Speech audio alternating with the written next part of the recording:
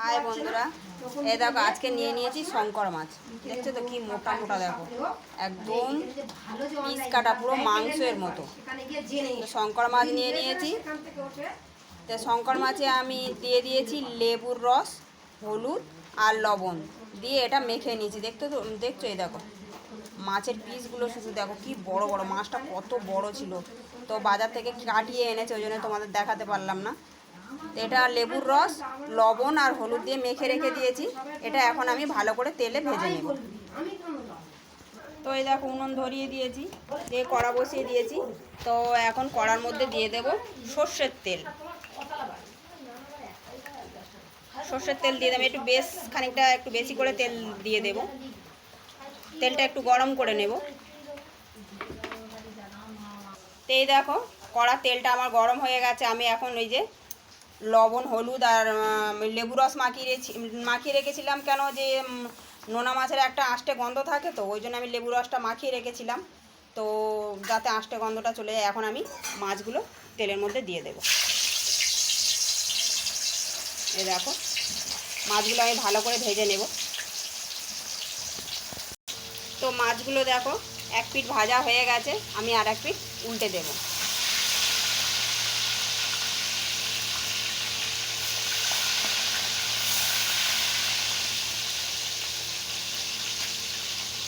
দেখো সব মাছগুলো আমি এরকম উল্টে দিয়েছি।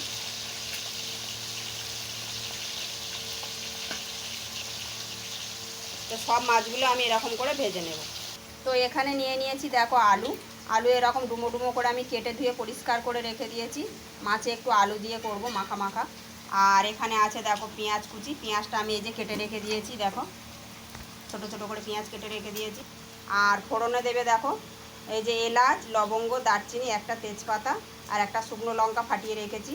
তো এখানে দেখো মিক্সিং কৌটোতে এই যে বেটে রেখে দিয়েছি।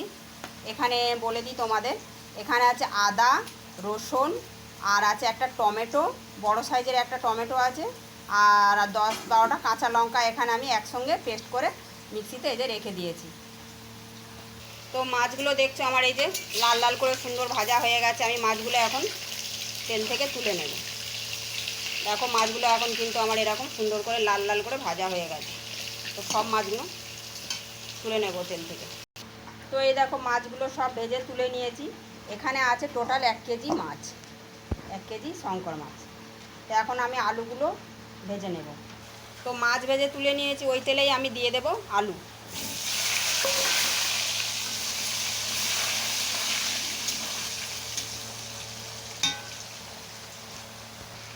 আলুর মধ্যে দিয়ে দেবো এখন পরিমাণ মতো লবণ। দিয়ে দিলাম এই যে লবণ। লবণটা দিয়ে একটু নেড়ে ছেড়ে নেব।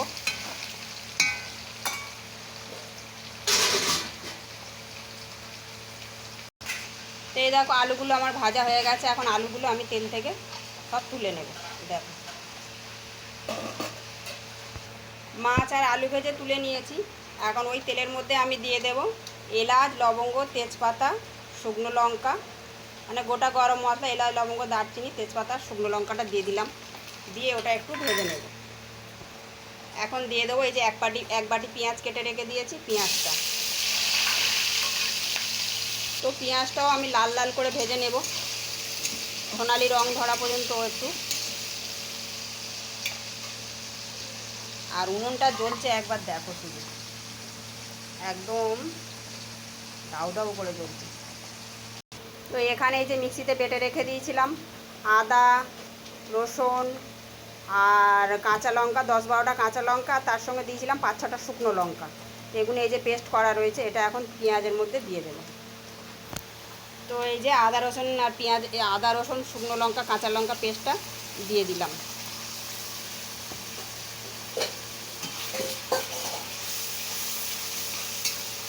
এটা একটু তেলের মধ্যে ভেজে নেব। তো এখানে দেখো বাটিতে আছে এলাচ, লবঙ্গ, দারচিনি। এটা একটু জলে ভিজিয়ে রেখেছি।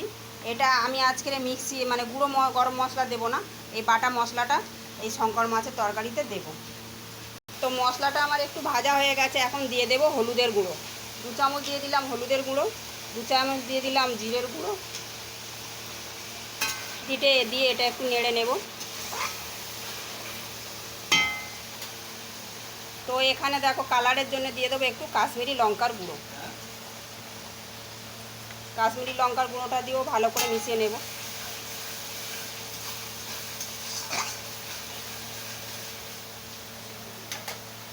তো মশলা থেকে দেখছো তেল ছেড়ে দিয়েছে ধারে ধারে। এখন দিয়ে দেবো আমি অল্প একটু জল।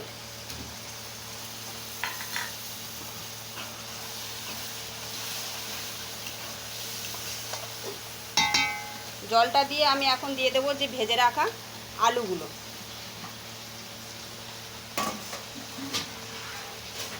আলুগুলো দিয়ে আমি ভালো করে কষিয়ে নেব মশলার সঙ্গে। তো দিয়ে দিলাম এখন দেখো পরিমাণ মতো লবণ। লবণটা দিয়েও একটু ভালো করে কষিয়ে নেব আলুর সঙ্গে।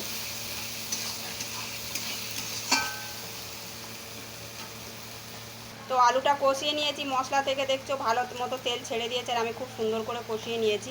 তো এখন দিয়ে দেব পরিমাণ মতো জল। তো দেখো এই যে মশলা কষানো হয়ে গেছে, এখন দিয়ে দেব জল।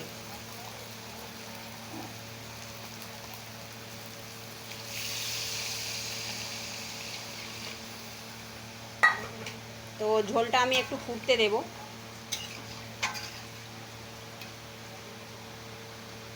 তো এই যে দেখো ঝোলটা ফুটে গেছে, এখন দিয়ে দেব আমি মাছগুলো। যে মাছগুলো আমি ভেজে রেখে দিয়েছিলাম, মাছগুলো এখন দিয়ে দেব।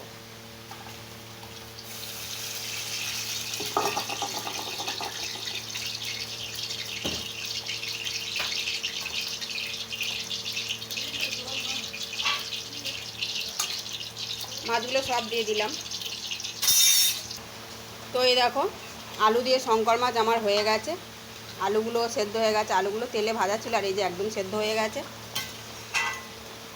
এখন দিয়ে দেব আমি যে বেটে রাখা গরম মশলা।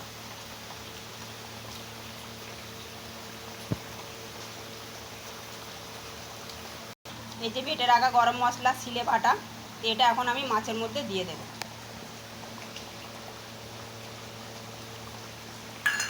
দিয়ে এটা একটু ভালো করে মিশিয়ে নেব।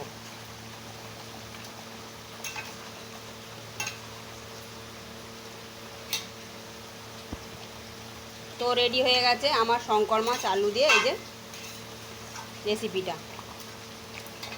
এটা এখন আমি নামিয়ে নেব। তো এই দেখো শঙ্কর মাছের ঝোল আমার এই যে রেডি। তো কেমন হয়েছে আমাকে একবার জানিও। তো আলু দিয়ে তোমরা একবার এরকম রান্না করে দেখো, যারা না রান্না করো, খুব সুন্দর লাগে। তো টাটা বন্ধুরা।